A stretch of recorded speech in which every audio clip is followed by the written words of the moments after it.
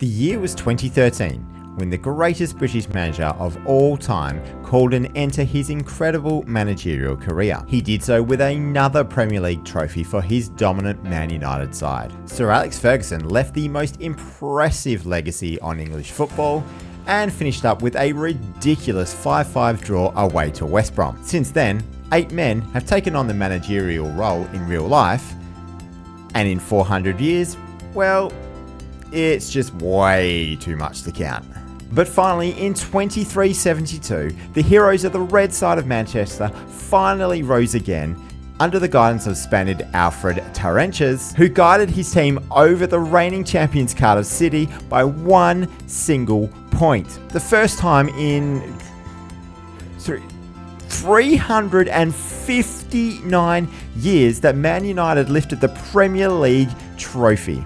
Then they went and sacked him 6 months later because he was in mid-table again. There are plenty more fun things like this as we take a deep dive into 400 years of English football. If you'd like me to let you know how your team is doing, they don't just have to be in England, then leave a comment down below and I'll respond to you with how they are. And of course, subscribe to the channel if you would like to continue your investment in this fun series. And like the video so it gets out to more people. And just so you know, I have a fun concept coming out in the next few weeks, and I think it might be a unique twist on an old favourite.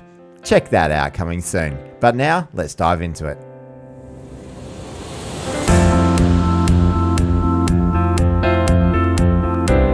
The Premier League has been won this season by Chelsea, who are 7 points ahead of Cardiff City, with Crystal Palace, West Ham and Arsenal qualifying for the Champions League as well.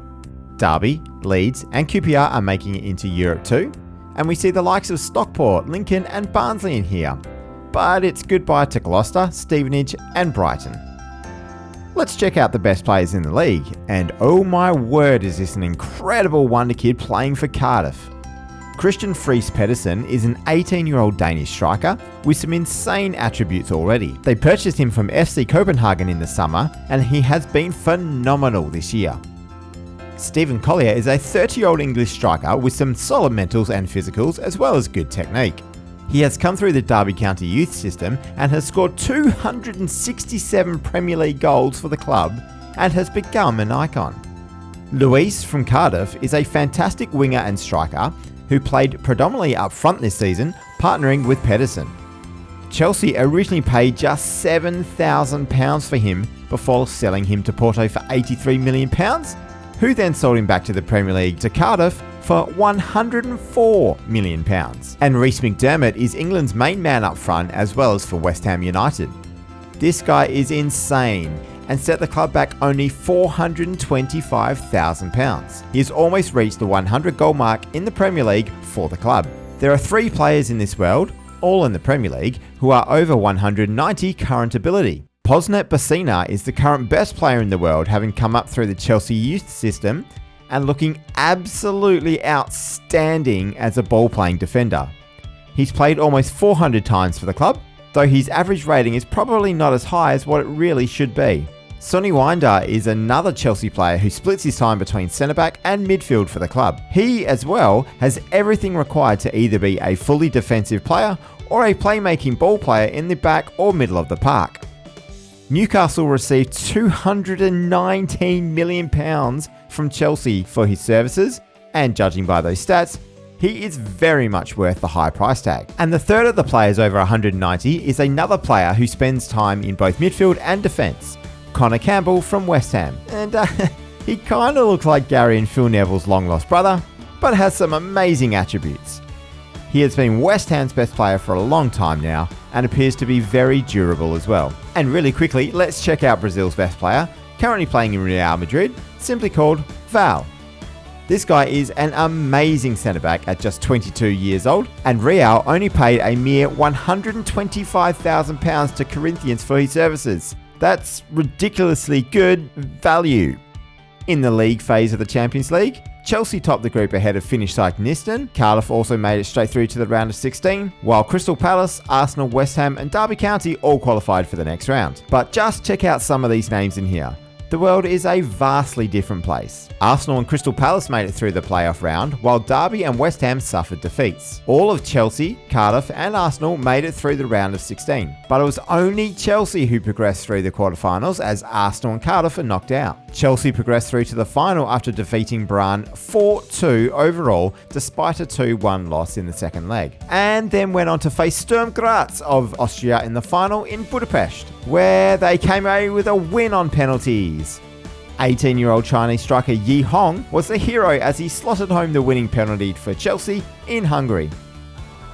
The Europa League was won by Luzern from Switzerland, who defeated Kitzwerder from Hungary in Espanyol Stadium in Spain. Man United was the only English side in the Europa League, and they made it through to the semi-final before a 117th minute goal saw them knocked out despite dominating the game. No English teams were in the Conference League this season, which was won by Inter, who beat the Romanian side FC Voluntari in Tenerife. How good would the trip to that final have been? Let's have a look at the previous winners of the Champions League, and Chelsea have absolutely dominated as of late, having won 11 of the last 15 trophies.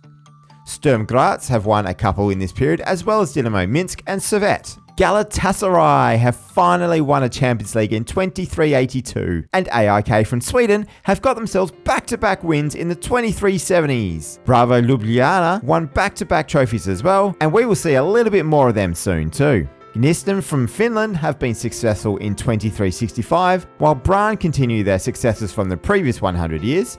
Check out the 300-year video for that. Newcastle, Derby, Cardiff and Man City all won multiple trophies in this period. And heading back to where we left off last time, Crystal Palace have won a few Champions Leagues, while Getafe are a big surprise winner, getting their very first Champions League trophy in 23-30. The Europa League sees a real eclectic mix of teams getting successes, with Lucerne winning a couple, Keflavik from Iceland winning twice, while teams from Serbia, Finland, Belarus, Israel, Slovenia and Poland have all been successful. Going a bit further back, and I found Lincoln from Gibraltar winning a couple more Europa League trophies, taking their total to 8 in all. They have still won every single Gibraltarian league since the last video. And the winners from the Conference League have come from all over Europe.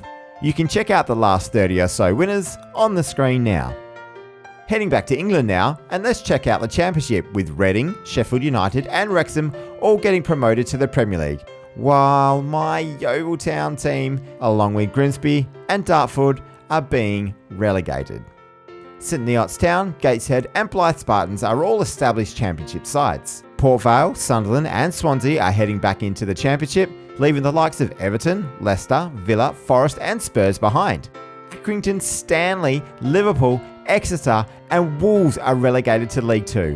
Where else could you hear that group of 4 clubs together? Carlisle, Merthyr Town, Burton and Peterborough are all going up from League 2, while Chester and Crewe are leaving the Football League. The likes of Kingsland, Guiseley, Marlow and AFC Sudbury are all safe for another year in this league. The yo-yo side Wigan are back up to the Football League with Newport, while Leyton Orient and Bradford are a couple of teams stuck in the 5th tier. Rotherham United have slowly made their way back up the pyramid, as they are back in the National League North. But it's Mansfield and Tranmere who are going up a division. Checking further down the leagues, and Notts County are in a mid-table of the Northern Premier League Premier Division. They've been in the 9th tier of football recently. Brentford are doing much better than before, as they are in the 8th tier of English football, having recently come back up from the county leagues. They are still averaging over 8,500 fans a match. Hartlepool are in the 8th tier as well, but York City have been promoted from the same league. Wickham are also struggling in the 8th tier, as they finished just above the relegation places in their league. But the team that has taken over as having the biggest drop of all is now Cheltenham Town, who are as low as it can possibly get, in last place in the 10th tier of football with just 1 win all season. Unfortunately for them, it is not the only time they have come last place recently. Checking out the FA Cup, and Chelsea were the winners, funnily enough, with their best player being Abramovich, who scored a brace in a 4-1 win over Crystal Palace. The Belarusian star has had some interesting transfers after going to Austrian giants Sturm Graz, coming out of Belarus, before going to South Korea, and then a season later being bought by Chelsea for £37 million. The Carabao Cup was won by Cardiff City, with Luis, who we saw earlier, scoring a hat-trick in the final to beat Derby County at Wembley. Checking out the previous winners, and we see Chelsea have been utterly dominant lately, winning the last 14 trophies. Lincoln City got themselves a victory, while Cardiff are the only other side winning titles in this period. Going back a little further, and Chelsea took over from Cardiff's almost absolute domination for a long period of time. Lincoln City and Derby County got themselves multiple trophies, while there we see Man United's one solitary Premier League success in 400 years. A little further back, and we see Newcastle, Derby and Cardiff being the major sides here, with Crystal Palace and Man City winning 3 each as well. And then it's even more Man City wins amongst some Cardiff and Crystal Palace victories as well. Chelsea are of course the most dominant side now, as you could have guessed by how many titles they have won recently. Man City are up to 93 titles, but that is 17 behind Chelsea in first place. Cardiff City have now won 48 Premier Leagues and 25 Champions League titles, while Newcastle United is up to 33 Premier League titles. And a couple of clubs that have won a decent amount in this period.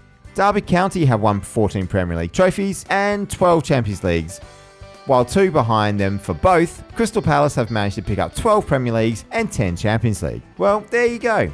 The world of football is vastly different, especially when you see the Champions League qualifiers and some currently lesser teams who are making a large name for themselves. Please subscribe to the channel to see the next in this series coming out next week, as well as plenty of other fun just like this. The video on the screen now will be my video for the world, as it will be 300 years in the future. And of course, please make sure you have yourself a wonderful day.